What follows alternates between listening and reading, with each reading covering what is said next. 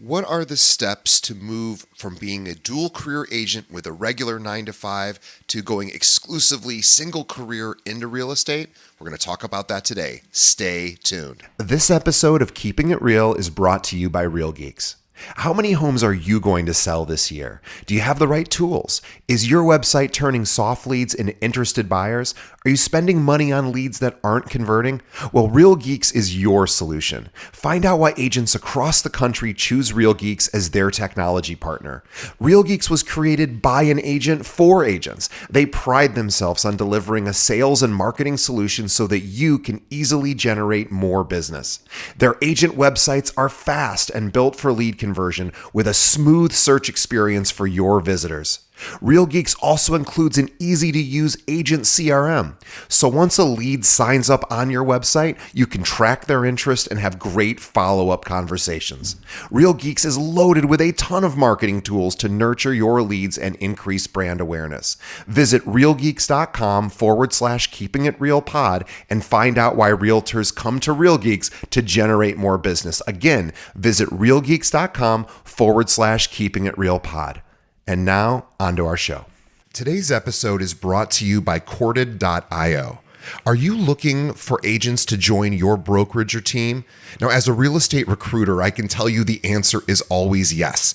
But most agents aren't looking to move right now. So how do you know who to contact? Well, what if I were to tell you there's a recruiting and retention tool powered by artificial intelligence that shows you exactly which agents in your local market are looking to leave their brokerage right now and which agents at your own firm are also looking to leave you? Now, I've been recruiting realtors for 15 years and I've hired over 2,000 agents.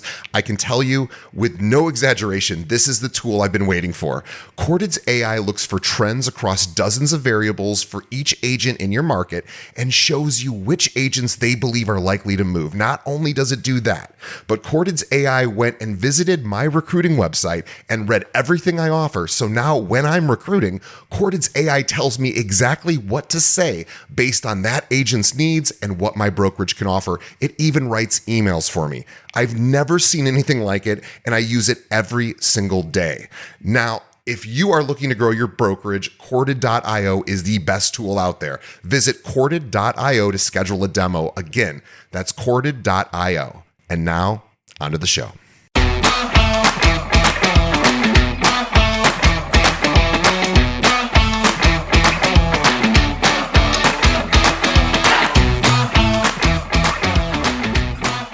Hello and welcome to another episode of Keeping It Real, the largest podcast made by real estate agents and for real estate agents. My name is DJ Paris. I am your guide and host through the show. And in just a moment, we're going to have you witness in real time a coaching session.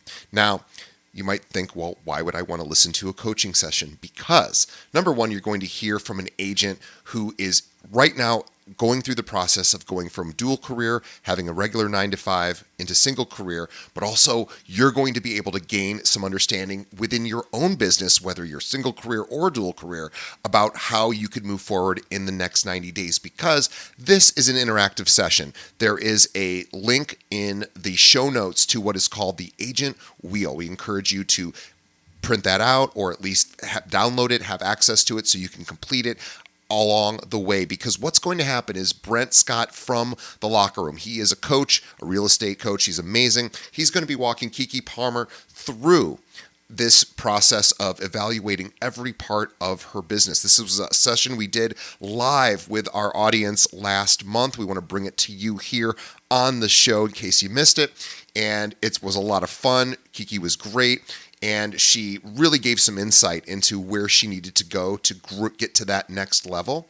And Brent provided her with the right questions to ask. And they're the same questions you should be asking yourself. So download that Agent Wheel, listen to this interview, follow along, answer the questions just like Kiki, and you will have a 90-day plan moving forward to help grow your business. And let's just get right to it, guys. Not my conversation. This is it for me. The conversation between Brent Scott and Kiki Parmar. Enjoy.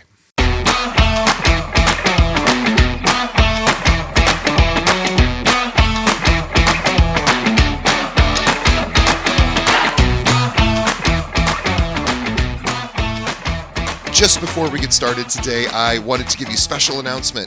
We are once again doing a webinar at the end of April, April 29th from 12 p.m. to 3 p.m. Central Standard Time, completely free for our Keeping It Real audience. And this is an opportunity for us to connect together, chat along the way, and also get to learn from some unbelievable speakers. We have Amy Duong Kim, one of the top agents here in Chicago, going to talk about finding listings in a low inventory environment, which we're all dealing with. We also have Mary Lou Dingman from the Locker Room is going to talk to you about secrets of how to crush open houses so that you actually generate leads. And we have Kim Ritberg, our resident video expert, talking specifically about ChatGPT and other ways that you can use video right now to get leads. Guys, head over to keepingitrealwebinar.com. Again, keepingitrealwebinar.com. Use the promo code podcast. It'll reduce the price to zero thanks to our sponsors. So again, Keeping It Real webinar, promo code podcast, and it's going to be the 29th, which is a Tuesday from 12 to 3 p.m. Central Standard Time. Please be there. We have limited seats, and we just love doing this with you, and it's fun to connect. All right, enjoy the episode.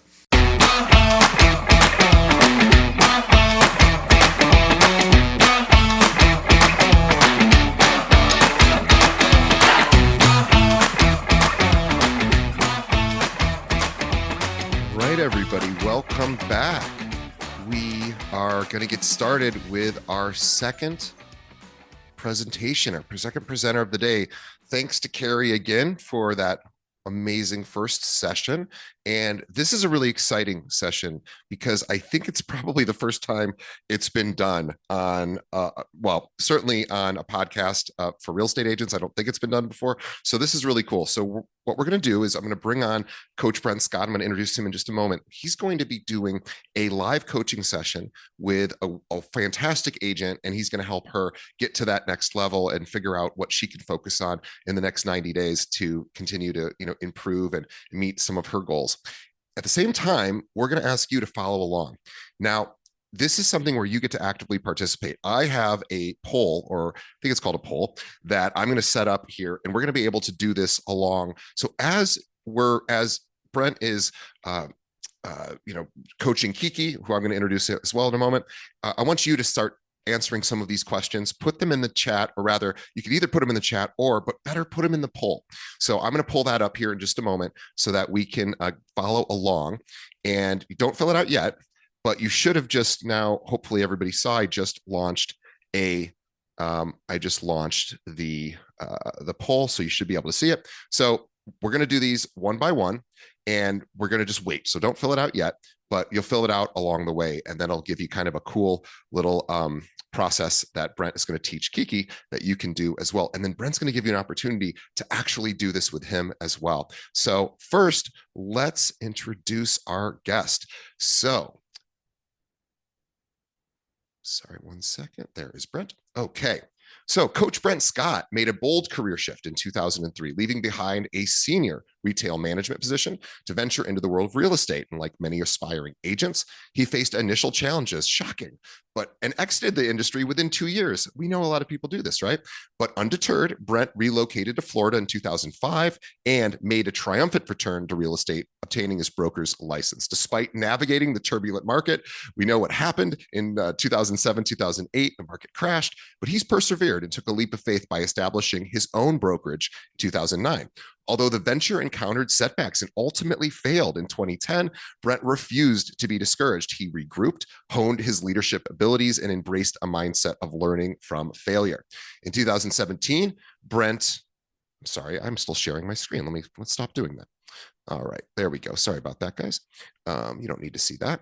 And in 2017, Brent dedicated himself to coaching real estate agents full time, launching a highly acclaimed coaching program in Northwest Florida. Notably, this is amazing, 80% of his clients were fresh faces in the industry, and under his guidance, they collectively earned over $1 million in gross commission income in 2019.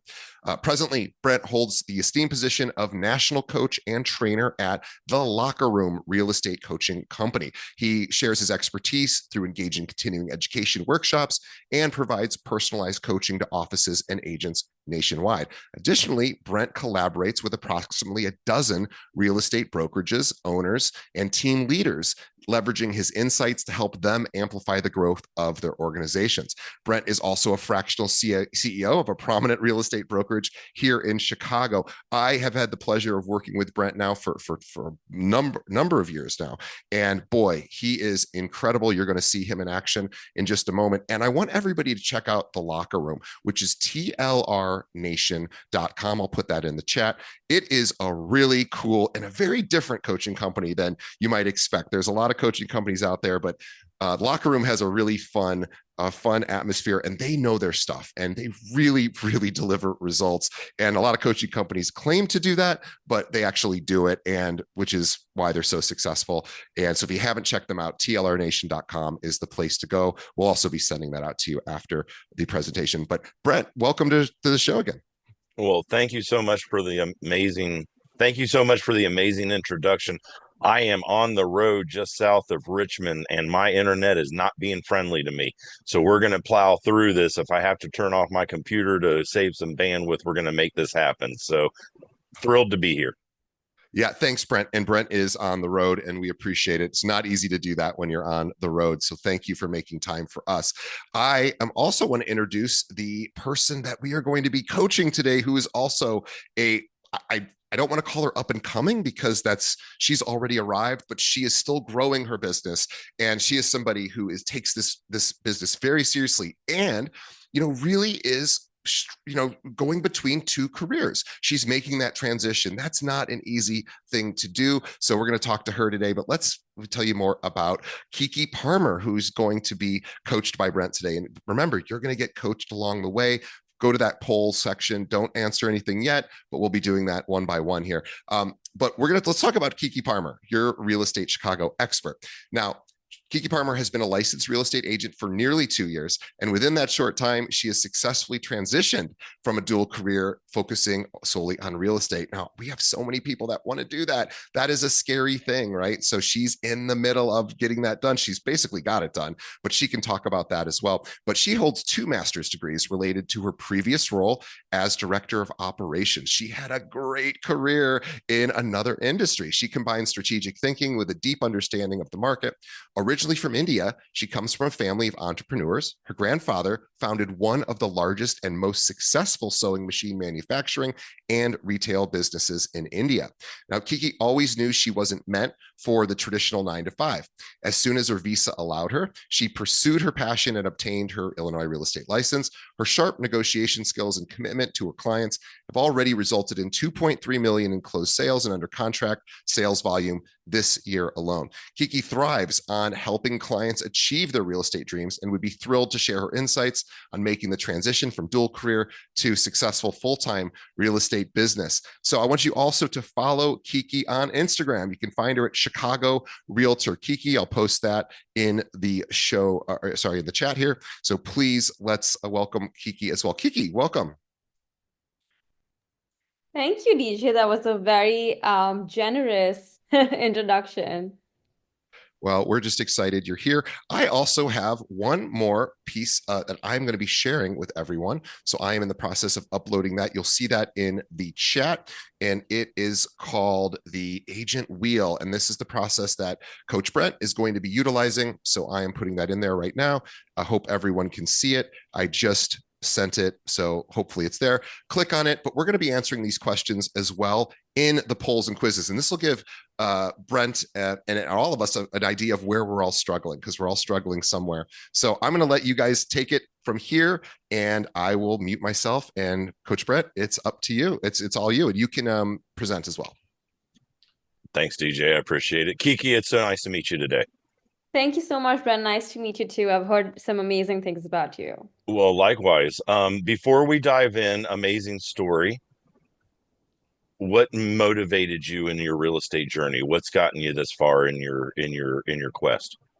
Yeah, so a little bit about what DJ shared already. I don't think I was always meant to do a 9 to 5. I grew up in a business family back home, looking at my grandfather, my dad, my uncles, my brother, everyone working in business.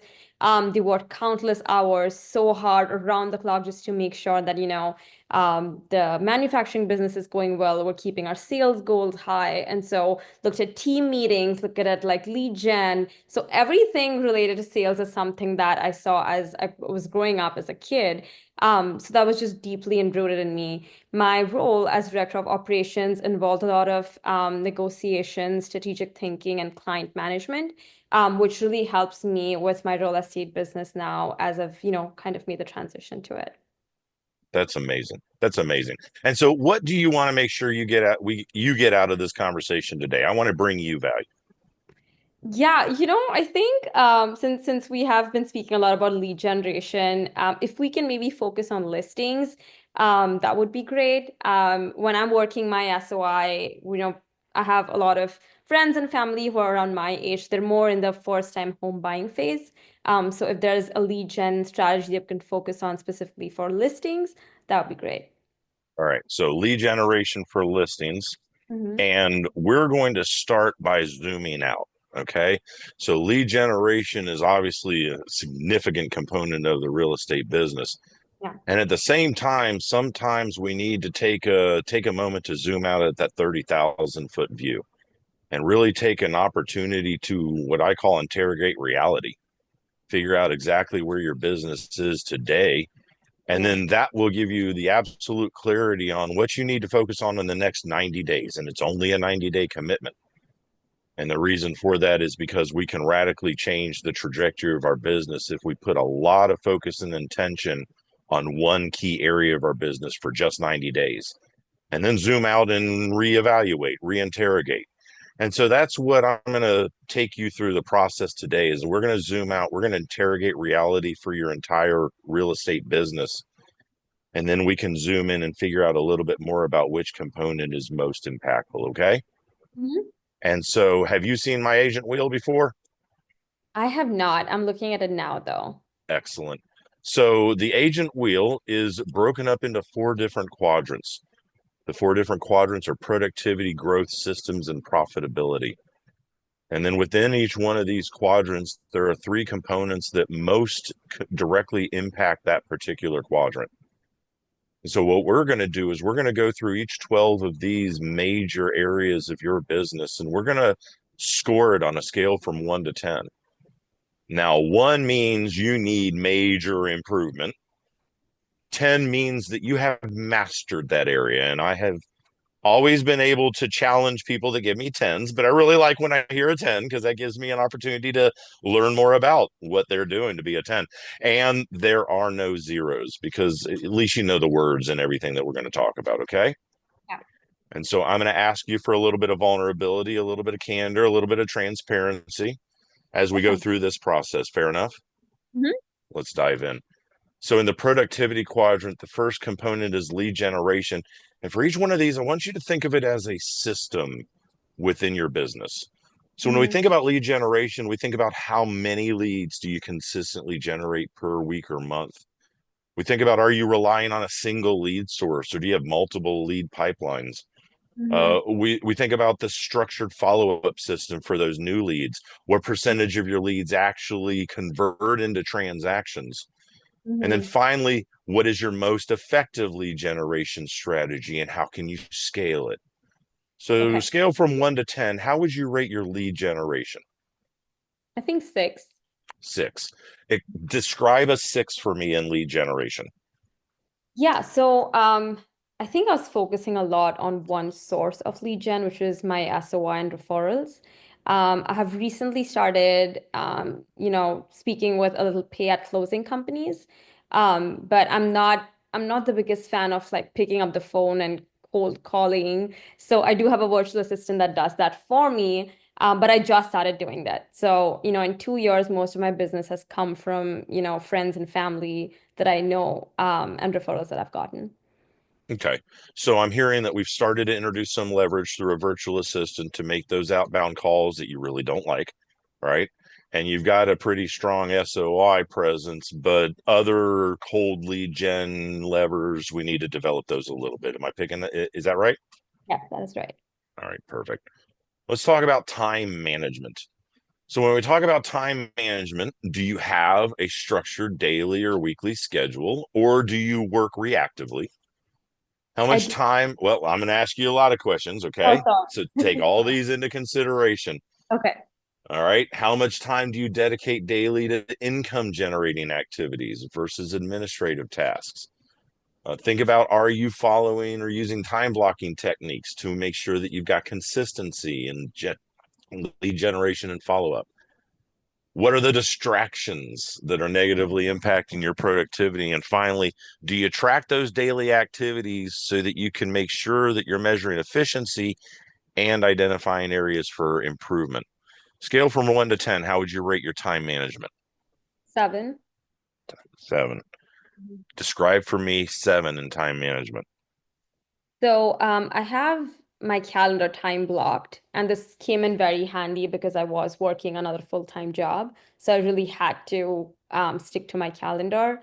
Now, the reason why it's 3 points less is because sometimes I'm not able to stick to it if I'm pulled into last minute meetings from another job, or if I have last minute showing requests where my time was initially blocked for follow-ups, or just making calls to past clients. And so what would need to happen to take it from a 6 to an 8?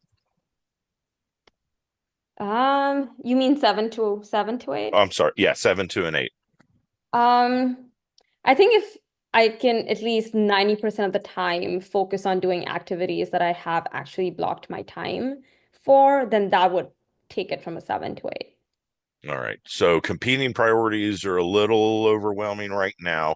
And if we can streamline those competing priorities so that not 100% of your weekly calendar is followed, but 90%, you're 90% there, then that would make a difference. Yeah. How would that impact your business? Oh, I think significantly. Well, more specifically, how specifically would that impact your business? I think of the story where I lost a lead by just not picking up the phone and calling them, which I had scheduled or time blocked time for. So it's definitely associated with either jeopardizing my relationship, my reputation, or my client. So when you didn't follow your time block, that resulted in a lost business opportunity Yeah. specifically. Mhm. Okay. All right. Anybody who's listening, that's a lesson. Okay. Let's jump to referrals. So when I talk about referrals, I talk about, what percentage of your business come from referrals? Do you have a system in place for asking for referrals from past clients and contacts? How do you show appreciation for the referrals that you receive so that encourages repeat referrals? How do you engage with past clients to stay top of mind? And are you leveraging social media, events, email campaigns, all of the ways to generate more referrals? Scale from 1 to 10, how would you rate your referrals? 5. All right. Describe a 5 for me. So, I think my SOI trusts me enough that they send me referrals, but I don't have a system in place for consistently asking for referrals, or maybe um, thanking folks. I mean, I do thank them as soon as I get the referral and I start working with them, but I don't have a system in place for like following up and, consistently being on top of mind. Okay. All right. All right. So that gives us a productivity quadrant score of 18. Let's move into the growth score. And so the growth score is that database. And so when we talk about database, a couple of things that I want you to think about: how many contacts are in your database, how often do you communicate with them, how segmented is your database based upon the relationship level? Do you have an automated CRM system that tracks your interactions and follow up? What percentage of your business comes from your database? We've talked about that, of course. And how can you improve engagement with your database to increase those repeat and referral business opportunities? Scale from 1 to 10, how would you rate your database? That's a 4. A 4. Yeah. Tell me about a 4. So I do have at least about 2,500 contacts in my database that are complete. So I have their phone number and email. Now, I've recognized this, and I've already spoken to my virtual assistant about helping me out with segregating the leads based on sellers, buyers, tenants, just personal contacts, other agents that are in my database, so that I can set up drip campaigns for each of these. So this is on my top priority for this year, and I've already started working on it. That's why it's a 4 was an area of concern for me, and that's why I've decided to kind of combat it in Q1 of this year itself. Excellent. Okay. So you are you are putting intention right now towards improving that database. Yeah. Okay. All right. Vendor partners. When we talk about vendor partners, I am not talking about your preferred vendors or the list of 3 people that you give when somebody asks you for a home inspector, right? I am talking about those strong referral partner relationships. Like, do you have 10 to 15 of them and they actively sending you business? When you think about your vendor partners, are you communicating with them and meeting with them just to strengthen the relationship? Um, is the partnership mutually beneficial, or are you just providing them with a lot of business opportunity? Do you collaborate on joint ventures or marketing efforts or client appreciation events? And how can you expand your vendor network to include more referral opportunities? Scale from 1 to 10, how would you rate your vendor partner?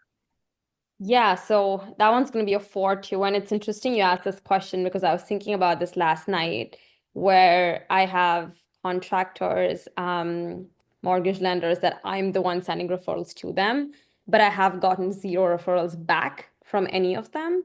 I've at least given each of them 4 to 5 clients that I've converted because these have been friends, families, people that, of course, like know and trust me and take my opinion seriously. So yes, that's another area I have to focus on this year. Okay. All right. And then finally, personal growth. So sometimes we need to spend some work improving the 6 inches between our ears, right? And so thinking about personal growth, what is your personal development plan for improving your skills and knowledge? How much time do you dedicate each month to training or coaching or education? Are you part of mastermind groups or a mentorship program or a coaching network? What books or courses or training programs have you read that have significantly impacted your business? Scale from 1 to 10, how would you rate personal growth as a system? I think 7. Okay. Describe a 7 in personal growth. So I dedicate 30 minutes every single day before bedtime to read a personal growth book. A couple of ones that I've read is Ninja Selling, 5 a.m. Club, How to Talk to Anybody, and then my current one that I'm reading is Think and Grow Rich. Other than that, I'm a big fan of also like personal development. So I love I love listening to motivational speakers. So I went to Tony Robbins' event towards end of last year. I'm gonna go to 2 more of his events this year. But yes, that's what I've been doing. Other than that, I also spend about 15 minutes every morning looking at scripts because I personally feel I'm not the best on the phone. Like if you get me in front of a client, I definitely have a very high conversion rate, but I'm working on my scripting. I like it. I like it. Okay. So that gives us a growth quadrant of 15, a growth quadrant score of 15. Let's move into the systems quadrant. And so the first component of the systems quadrant is that transaction management. This is the time frame between contract to close, right? And so when you think about transaction management as a system, first off, is it consistent? Is it repeatable? How often do deals get delayed or fall through the cracks because of missing paperwork or bad communication? Do you have checklists or automated systems? Do you have a transaction coordinator, or are you doing everything yourself? And finally, are there things that you can do to improve the efficiency in handling contracts, inspections, closing procedures? Scale from 1 to 10, rate that transaction management system for me. That's gonna be a 7. 7. Talk to me about transaction management. Yeah, so this is something I realized earlier this year when business started taking off a lot. I don't know if Risa's still on the call, but she connected me with an amazing transaction coordinator. She's also a full-time real estate broker, but she does documentation management on the side. So I've been collaborating with her very consistently. I've also started recruiting for my team, and I already have 1 team member recruited as of last week. who will be joining KL soon. But another team member is specifically going to be responsible for transaction management. Awesome. So I'm hearing high leverage, Yes. right? And I'm sure that your operational management experience plays into the understanding how important leveraging off some of that administrative stuff is, right? Yes, absolutely. Okay. All right. Is there anything you regret about hiring a transaction coordinator? Sorry, did you say regret? Yeah. Um, Not at the moment. Maybe when I hire someone new and might have to teach them our new system that we also just recently started using. Yep. That might take some time from me, but no regrets right now. Awesome. All right. Let's talk about client care. So when we talk about client care, we talk about, how would your clients describe their experience in working with you? How do you have a structured process for keeping clients informed during the buying and selling process? How often do you provide those personal touches, those handwritten notes or gifts to your clients? Are you gathering feedback from them so that you can improve your own processes and systems? And what do you need to implement to really create that 5-star client experience? Scale from 1 to 10, how would you rate your client care? 9. 9. Talk to me about client care. What does a level 9 client care look like? Yeah, so basically everything you said, apart from collecting feedback from them, when I'm working either with buyers or sellers, I try to reduce any kind of ambiguity because that's where anxiousness comes from. So I have a detailed process that I review with buyers during a buyer consultation, and with sellers as well when I'm, going for a pre-listing appointment or listing appointment. I walk them through different steps that even come into play while working with a multiple offer situation. So we're not kind of in a fix when we're dealing with it. So I try to give them multiple possible scenarios even before we're kind of in the middle of it. So I think that's what gives them a lot of confidence when they're working with me. And that's what turns into high recommendations and referrals. I don't have a system in place for gathering feedback from them. So that's something I can work on.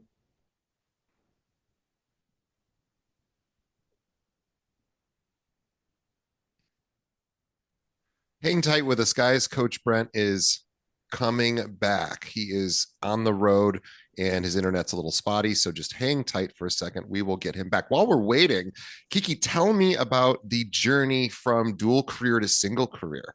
How has that been going? And how did you start to make that transition?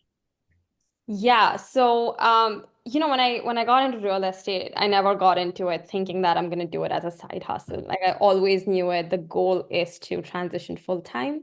Um, I'm a very numbers driven person because I used to work in operations. So I'm super number driven. So when I got to a point financially and I started getting my sales volume goals, that's when I realized that now it is time to give back to my clients, work with them more, spend more time doing what I'm truly passionate about.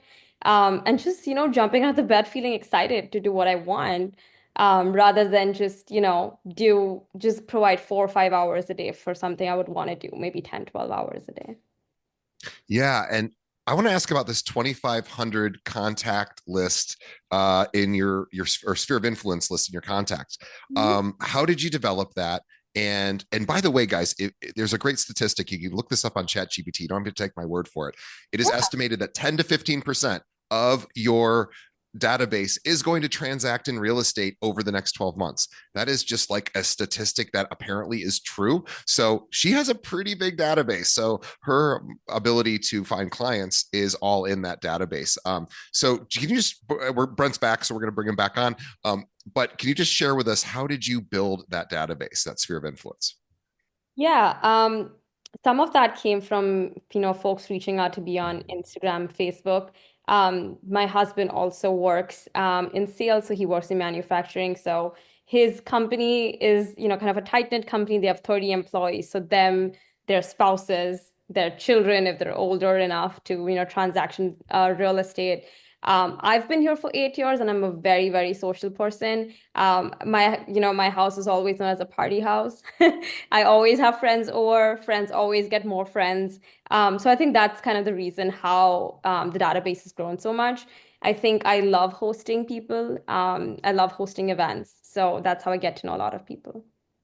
Awesome. So remember that everyone, 10 to 15% of everyone in your database is going to need a realtor in the next 12 months. Now, are they going to choose you? Well, you should have a good communication strategy to make sure that you're reaching out to them every month in some capacity. But we're going to turn this back over to Brent. He is back.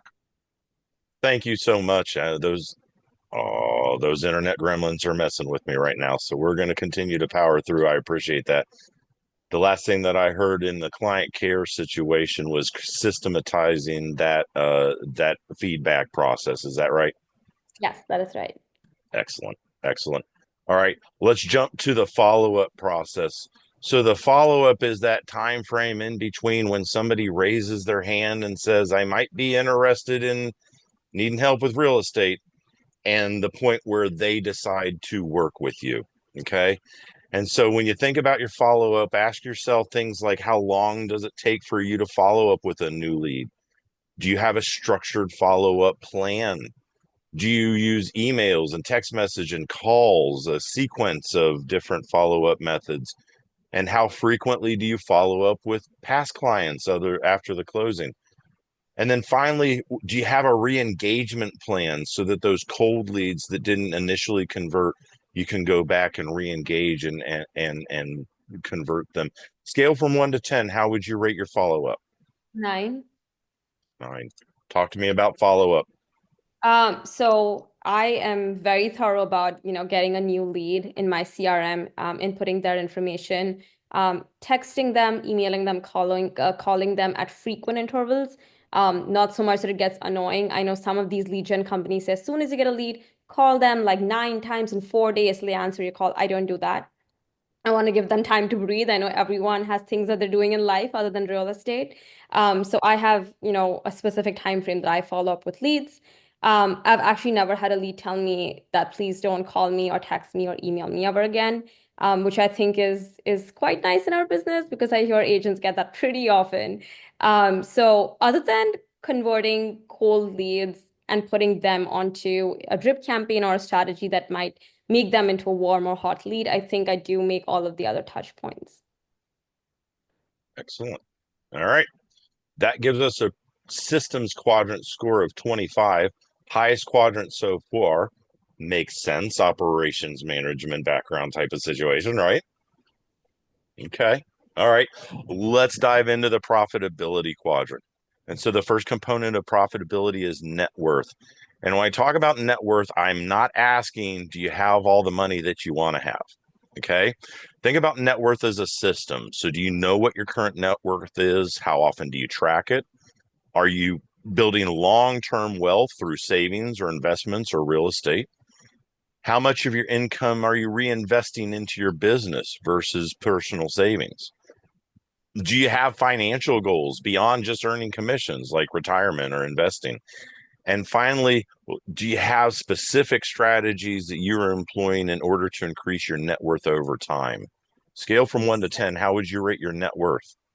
This is a 9. 9. Okay.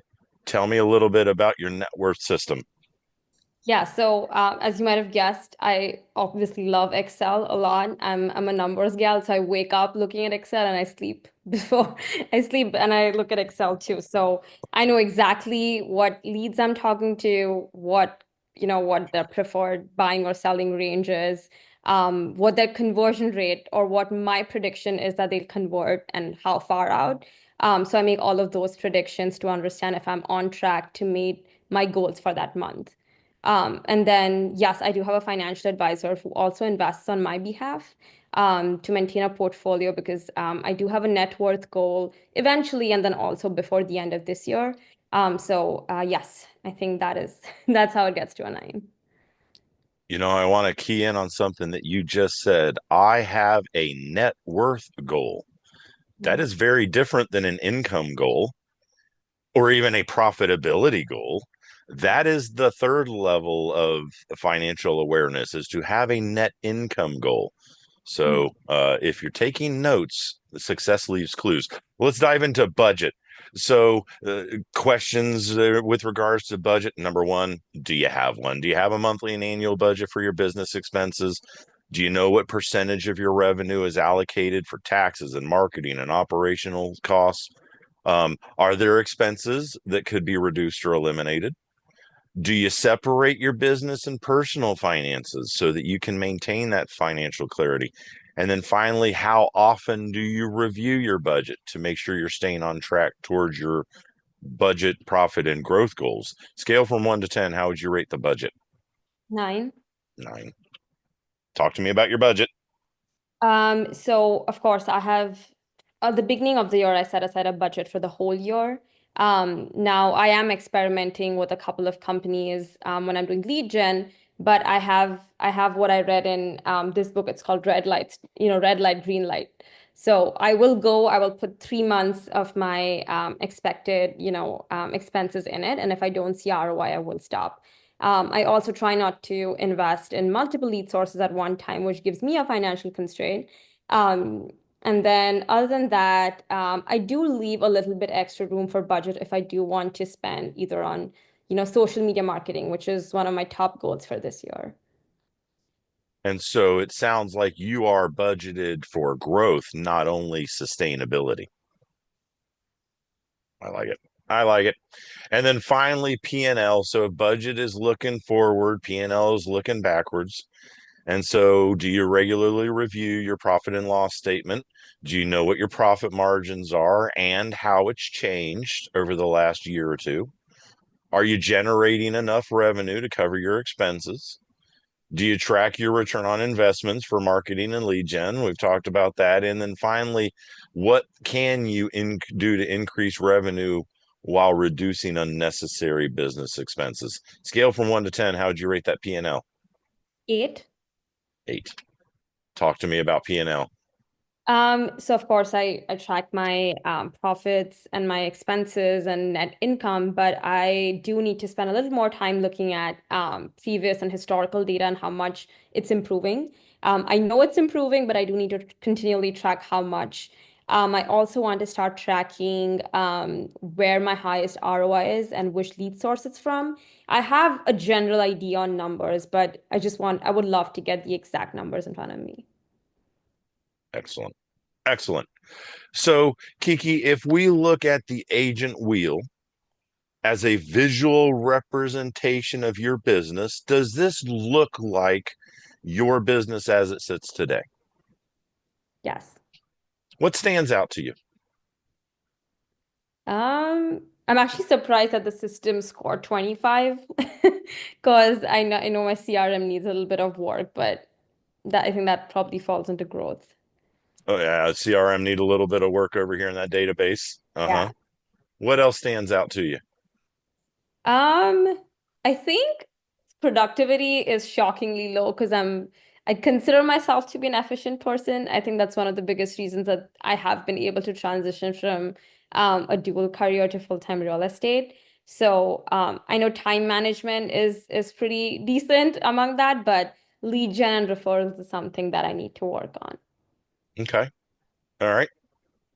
So if there was one of these 12 quadrants that you felt needed the most attention in the next 90 days that would have the biggest ripple effect. So you increase that, it increases numbers around it. Mhm. There is one area that you would want to focus on in the next 90 days. What would that area be? I would have said database, but I'm already taking steps towards it. So maybe I'm gonna go to the next part and say lead gen. Lead generation. Mhm. Okay. So you scored lead generation a 6. Talk to me about what you need to keep doing when it comes to lead generation. What are the things that are really working well? Yeah, so I get a lot of questions or inquiries on Facebook, often on Facebook Marketplace and sometimes on Facebook Messenger.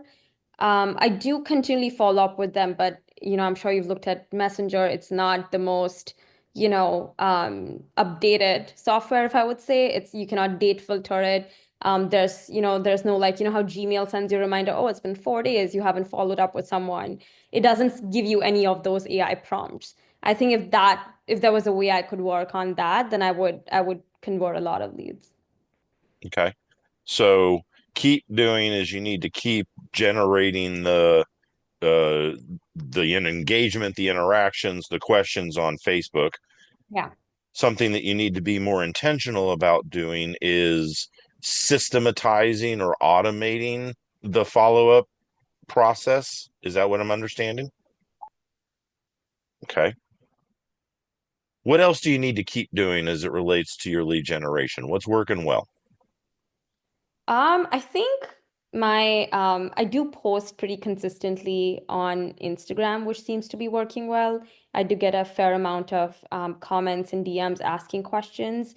I've also within the last 2 years I've started to understand when my friends are, I'm just curious about something to, to convert them into like, okay, I think they might be right to make a decision about something.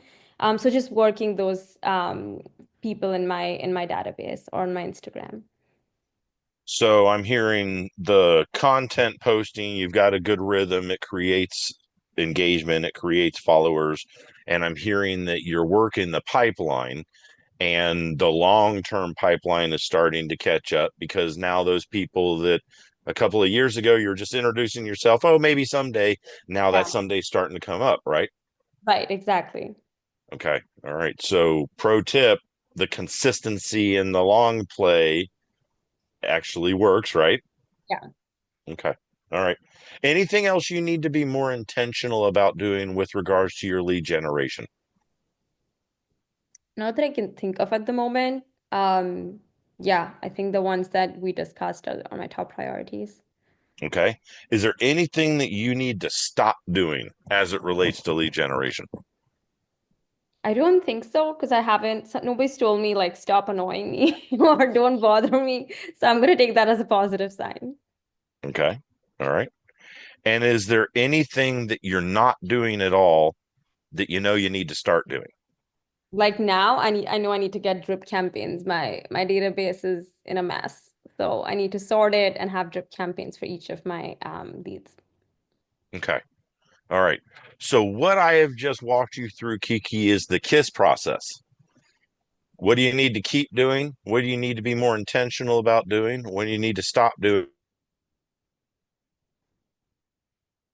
Oh no, he froze again. That's all right. We will wait to get Brent back on. He'll be back in just a moment. Um, and I wanted to ask you, Kiki, too. So you're going to work on your database and get your database with respect to the sort of communication policy, right? Like you're going to be sending out messages. How many times a year do you want each of those 2,500 contacts to hear from you? At least twice a month. And how are you going to do that? Is it all email? Is it going to be SMS? Is it going to be phone calls? What's the best strategy for you? I think it's going to be one either email or text once a month, and the other would be some kind of mailer, whether it's a gift or it's a card, whatever that might be. Okay, let's figure out exactly what you're going to do for the first month. So, what is that text going to say? Um, I think it's probably going to be an email because I'm going to set up a drip campaign. So it's Okay. definitely going to be an email. A text would be to my very, very like top close friends, probably. Okay, so what do you want to put in that email, or what ideas do you think might be of value to your clients? Yeah, so I think it just depends on, what month it is. Like, for example, we're in March now. A lot of folks have either filed or are filing taxes. I know sending my sellers some of those files or my buyer some of the files that we closed recently would be helpful. Giving some key, tax tips would be helpful. Connecting them to tax pros would be helpful. So just depending on time of the month. So that I was my love that. plan for March. So maybe not even a real estate related tip, just hey, taxes are due. We all have challenges around taxes. And if you don't have a professional, here's somebody to work with, and here's some maybe ideas for deductions or whatever. I love that. And now, when you do send text messages to your list, not your close friends, Yeah. um, do you send literally just texts, or do you do videos, or what are you sending out to people? Yeah, I generally just send texts and it's more so like, hi, XYZ, I hope you are doing well. Just want to check in and see how you're doing. Maybe if it's a good time, let's try to catch up for, coffee sometime soon. So I at least can get a meeting out of a text. And you're not asking for business. You're not saying, hey, are you looking to buy or sell? Hey, who do you know who's buying or selling? Because yeah, nobody wants those texts either. Coach Brent is back, but that's really helpful. So you know that each one of the people in your database, once you segment them out, and the people that we're talking about right now, maybe it's not all 2,500, but Yeah. the ones you want to hear from you are going to hear from you 24 times at a minimum over the next 12 months. What do you think that's going to do to your uh, I don't know what the right word is, your capture ratio, I guess that would be the right word, of those people when they need business? I mean, I can't imagine it's going to decrease. Yeah. I think that combined with my social media strategy, that is the focus of this year. I think all things real estate is what, I want them to think. So, an example that Carrie gave, I have a client, a buyer lead that recently closed, but he still has questions about a tenant that's living in the condo that he purchased, but he's not going to move in. So he keeps sending me some questions about it, and he's like, I'm so thankful that you're still, engaged with me, although we closed a transaction. So, I think folks have, or, our clients have such low expectations that, the realtor is going to vanish as soon as they get commission. So I did let them know that, I'm here for anything I can help you with, even if it's not real estate related. So I'm happy to be a resource for you if I'm able to. That's a great suggestion. I am going to turn it back over to Coach Brent real quickly, though, just to piggyback. May I offer a suggestion about those questions that you get from clients after the sale? I would turn that into social media content, short form content. Hey, I just had a client that asked me what they should do about a tenant that's still in a property that, blah, blah. That's a 30-second video. And, maybe it doesn't apply to everybody who's going to see the video, but they're going to go, wow, she knows things. And so you can turn any client question into social media content. Just turn that phone around, ask the question, and answer it. All right, back over to Coach Brent. Thank you, I DJ. I sure do appreciate the consideration, and I'm sorry that these connection gremlins are still creeping up on us, but we're going to power through this. We went through the KISS process. We identified the things that you need to keep doing, being more intentional about doing, stop doing, and start doing, right?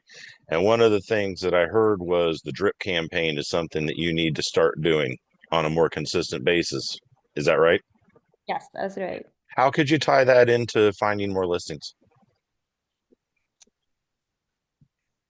Because I need to have seller focused drip campaigns. I have templates that I've already created or started creating. I just need to sort and clean the database and then start putting those templates within it. And I have somebody who's agreed to help me with it, just as of yesterday. So I'm going to start working on that. Like right after this, I have a call with my assistant. Okay. What would be the next step, or what else could you do in order to improve the lead generation focused specifically on listings? I think that was my question to you, but other than that, I also send market reports to homeowners once a month. So it's just like, oh, this is what has sold in your area for X amount of dollars within Y days.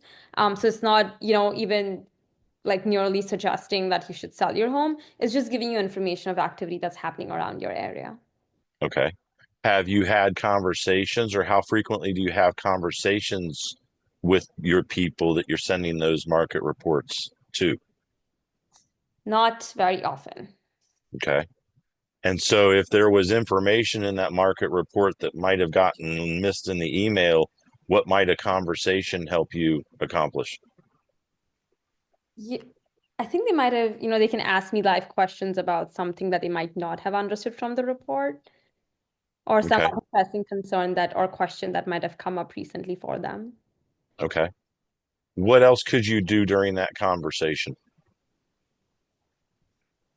Provide a complimentary market analysis. Okay. What else could you do? Brent, I've exhausted all my options now. All right. May I offer you a recommendation?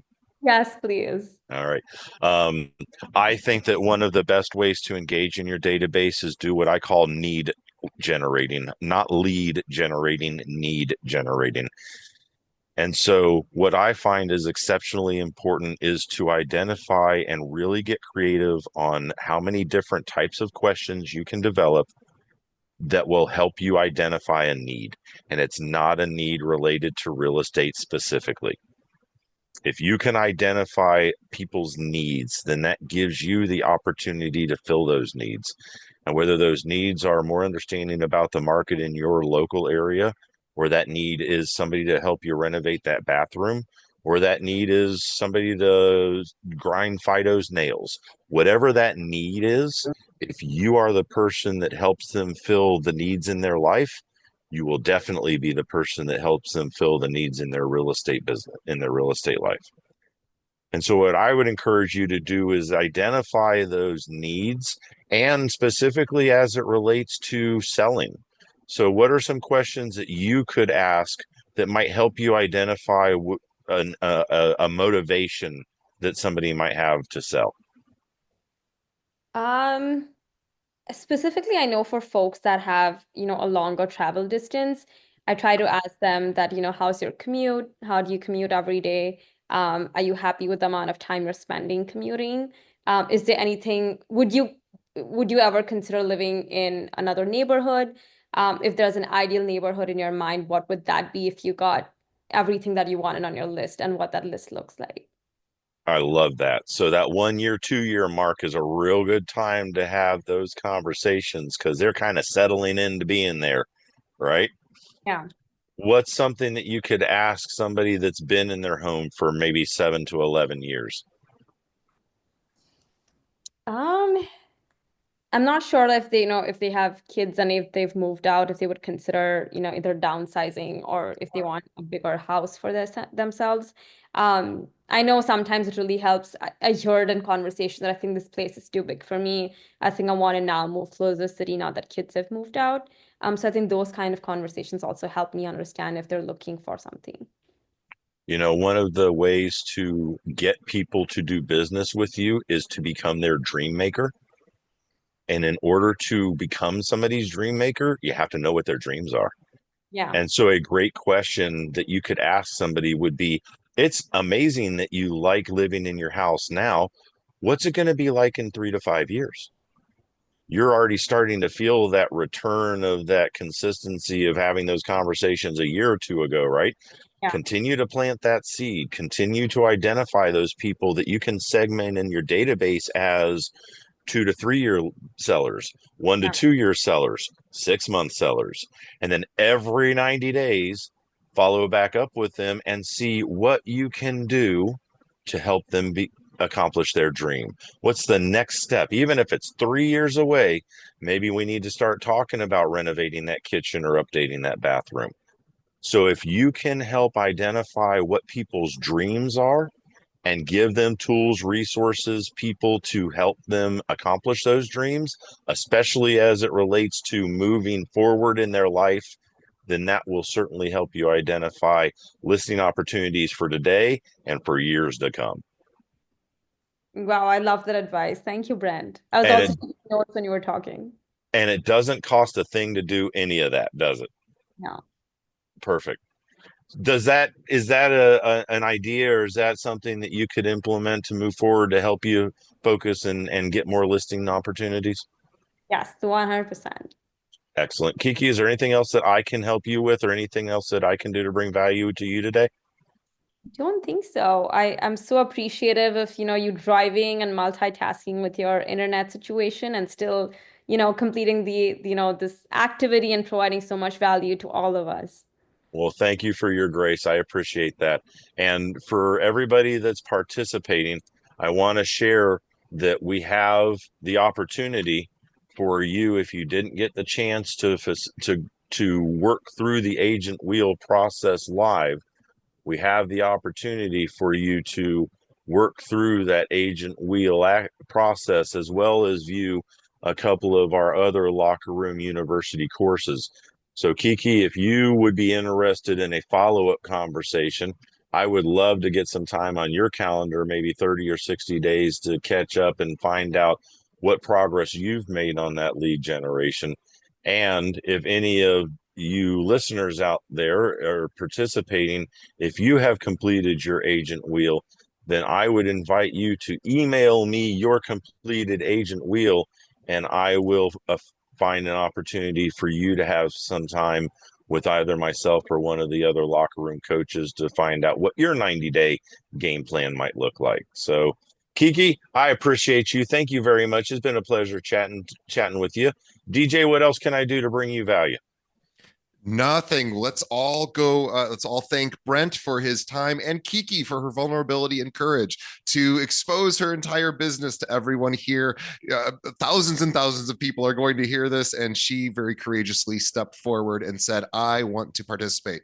And thank you, Brent, for doing that. I will say, too, that everybody needs a coach. I just had somebody on the podcast a few episodes back, you can find it, who was a professional X Games snowboarder. And she had an injury that ended her career, but she was the real deal, one of the top in the world. And she said when she got into real estate, she had to figure out something else to do. By the way, her career ended at like 24. She grew up on the slopes. She said, I'm going to go into real estate. And she said the most important thing she did was get a coach. She said, I've had a coach my whole life in snowboarding. Every professional athlete I know has a coach. Coaches tell me exactly what to do, and I'm a good student, and I just do what they tell me, and I get results. So if you don't have a real estate coach, you owe it to yourself. You can't do it all yourself. You just can't. I wish we all could, but we can't. We need somebody to help us out. Reach out to Coach Brent and see, and the locker room, the link's there. Check out their stuff. Guys, they are the real deal. I've heard every coaching company pitch us to be on our podcast. This is the only one we support because we know they get results and they're good people. So, and they're not going to, they don't have that slimy upsell thing that a lot of the coaching companies do. They're just good, honest, awesome coaches. So please check them out, tlrnation.com. There's a link as well in the participant chat here, and try some of their free stuff. They got great stuff, and send that agent wheel over to Brent so he or one of his team members can assist you. All right, guys, let's take a quick break. We will come back with Kim Ritberg. Thank you, Brent. Thank you, Kiki. Thank you, DJ. Thank you, Kiki. Thank you.